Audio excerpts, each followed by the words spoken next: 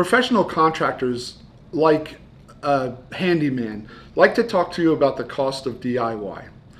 Many times they identify times when a homeowner tries to take on a project that is more than they're capable of doing and wind up costing themselves more than what they would have spent on the contractor in the first place. Not to mention the time. There is some dollar value to that. Many people are different level of skill and those kinds of things. I want to talk to you about the cost of DIY bookkeeping. Even if you're an effective bookkeeper, is it the best use of your time?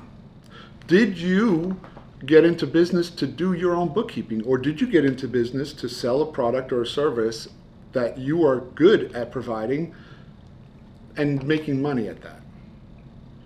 Ask yourself, how much money do you make by doing your books?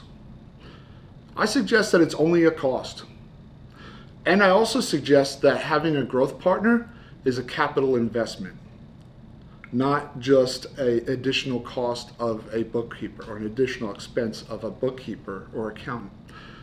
Your growth partner should be able to help you to identify how to use your financial statements after putting them together for you to make business decisions that can either earn you more money or reduce your expenses. Let me share an example.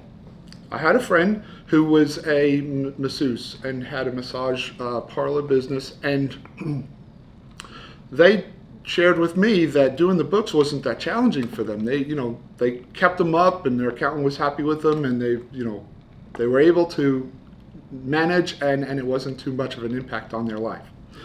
And I thought that was terrific, but I asked, how much time do you spend doing that every week? Oh, it wasn't much, 2 or 3 hours a week, right? Okay, good. That's good. It's not too bad. How much did you charge a client for being on the table for an hour? Well, $100 an hour. We had a good rate. We had a 5-star rating all the way along. I said, okay, now consider this. Instead of doing the bookkeeping and having somebody on the table for those 3 hours, you just cost yourself $300 a week. Oh my, I hadn't thought of it that way. Okay? Let's take that and take it one step further. I'd like to talk to you about a business, a $500,000 business. It doesn't have to be a great big business. This is a business in a growth project doing their own bookkeeping. If they're spending 3 hours a week on their bookkeeping at $100 an hour, that's 150 hours over the year, or $15,000 in lost opportunity. We could put a value on that.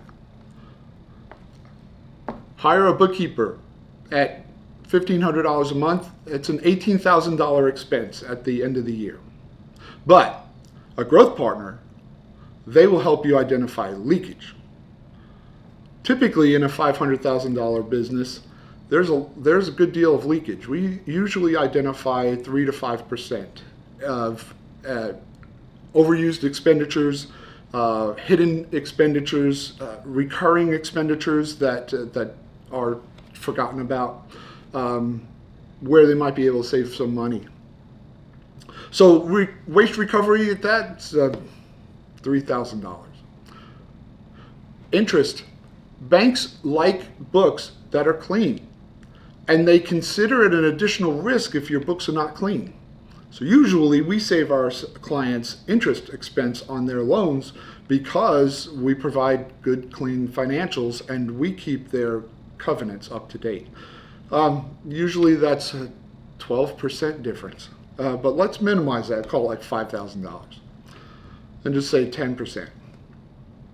So the other thing is that we average savings on tax for the first year, 2 years of $8,000 in tax by identifying additional breaks that we can take advantage of.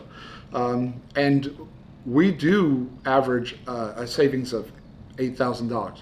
And our clients find an average of $8,000 in tax savings in the first year or two.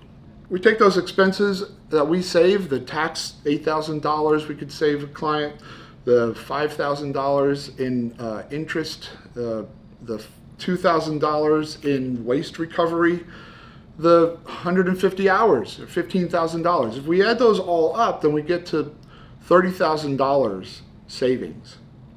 And our expense would be $18,000. You have not incurred an expense. You took on a growth partner, considered it a capital investment, and earned $12,000. That's our value add. When we showed this to our client, they were totally on board, and I think most businesses would be when they see it that way. If you turn around and take the time you're spending in your books and put it into either one of two things that we see value in, more time with the clients or more sales, or more time with your family, both of those things return an investment that is far greater than the expense that you incur for our service. We deliver increases in net income, not decreases.